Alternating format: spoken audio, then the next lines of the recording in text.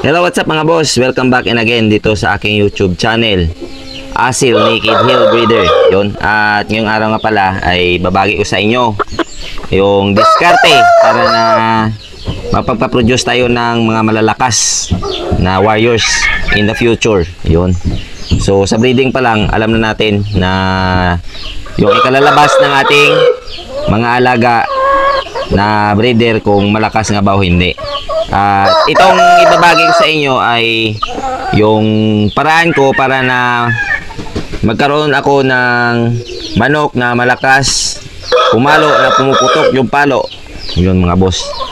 So kagaya nito, sisiw pa lang to, hindi ko pa to nailaban mga boss, pero alam ko malalakas na to. Malalakas to pumalo. Yun.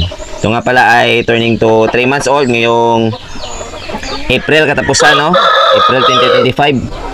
Sa katapusan, mag 3 months old to mga boss.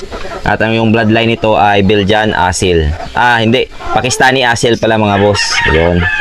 At yung diskarte ko dito pala mga boss para na makapagpaproduce ng mga warriors na malalakas, yung may mga diinan na palo, yung pumuputok, ay sa selection pa lang mga boss. Yun.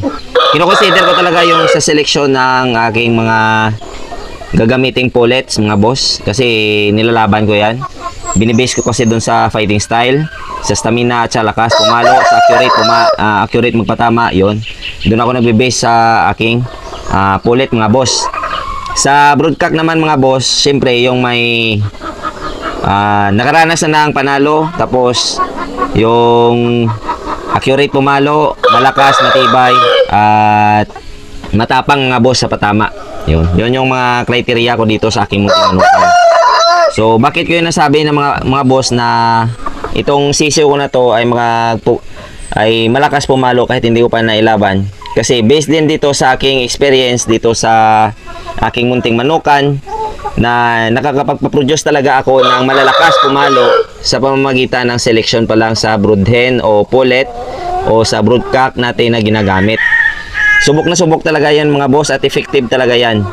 Yun talaga yung basihan ko dito mga boss. Kaya bonus na lang yung pag-alaga natin ng maayos na hindi nagkakasakit.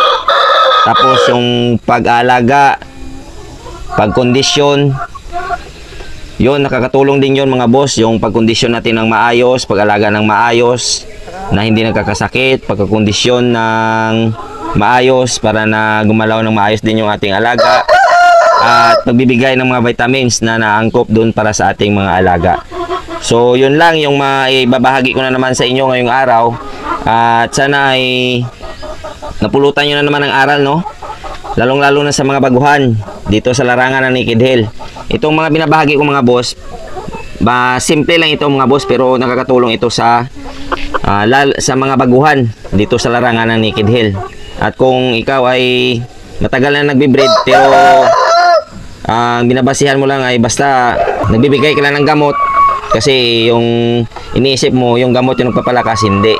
Ito yung talagang tested na and proven ko na dito sa aking munting manukan mga boss. At yun lang mga boss, no? Kung gusto nyo mag-subscribe mga boss, dyan sa baba sa pangalan ko, i-subscribe nyo. Tapos may bell button dyan na lalabas, i-click nyo. Tapos select all para lagi kang updated sa mga susunod ko pa na videos mga boss. Yun lang mga boss, no? Maraming salamat. At lagi nating tatandaan ang Naked Hill Sports lamang. Huwag tayong mapakalulong sa sugal. At lagi nating unay ng ating pamilya. Maraming salamat and God bless ating lahat.